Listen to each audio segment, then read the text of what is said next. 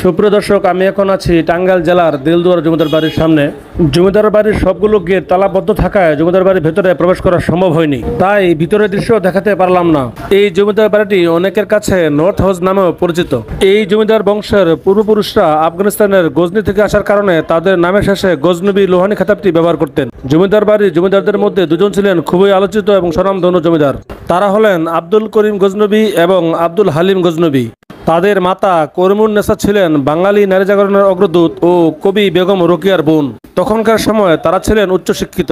জমিদার আব্দুল করিম গজনবী 1872 সালে জন্মগ্রহণ করেন। তিনি ইংল্যান্ড এবং জার্মানিতে লেখাপড়া করেন।